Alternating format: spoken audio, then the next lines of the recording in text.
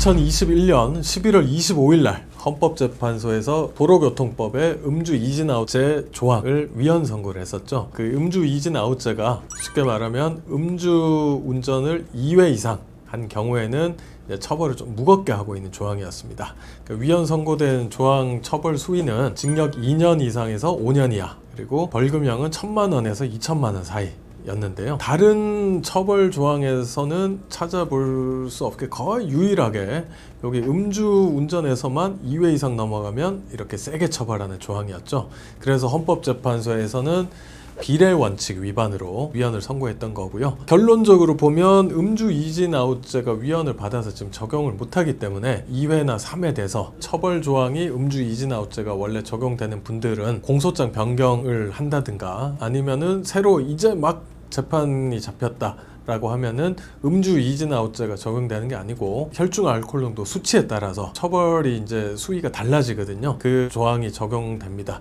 그래서 뭐 예를 들어서 이런 경우는 형식적으로는 처벌이 그 전보다는 좀 낮아질 가능성이 생겼습니다. 예를 들어 뭐 음주운전이 이번이 7번째다.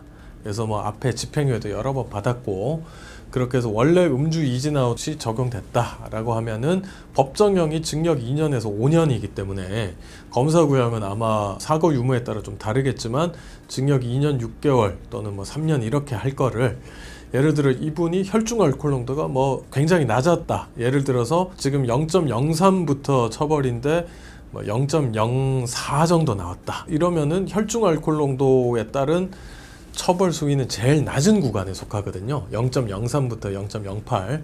그러면은 그 법정형도 징역 6개월에서 1년 이하이기 때문에 일단 구형 자체가 달라지겠죠. 법리상 비례 원칙 위반해서 음주 이진아웃제가 위헌 선고를 받긴 했지만 그렇다고 처벌 수위 자체를 낮춘다고 하면 또 어떤 사회적 여론과는 좀 배치되는 부분이 생기기 때문에 검찰에서는 뭐 구형을 좀 더 강화하고 집행유예 기간 중에 음주운전이라든가 또는 단기간에 여러 번 한 경우에는 뭐 구속수사 원칙 해서 처벌이 좀 약화되지 않도록 한다는 방침을 얼마 전에 또 발표도 했었고요.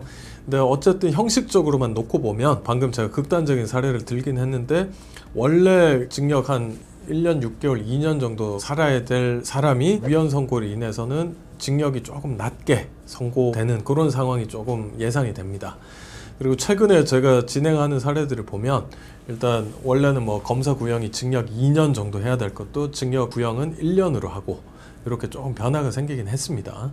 그리고 특히 그 음주 이진아웃제 위헌 선고받은 그 조항이 적용돼서 재판 받으셨던 분들은 이론적으로는 재심 청구도 할 수 있습니다. 왜냐하면 위헌 선고받은 법 조항이 적용돼서 재판 받았기 때문에요. 하지만 재심 청구로 예전에 징역형 선고받았던 게 뭐 집행유예 또는 벌금형으로 낮아진다거나 그럴 가능성은 거의 없어 보이고요. 예전에 음주운전 전과가 많고 사건이 좀 중대해서 음주 이진아웃제 적용으로 징역 3년을 선고받았다.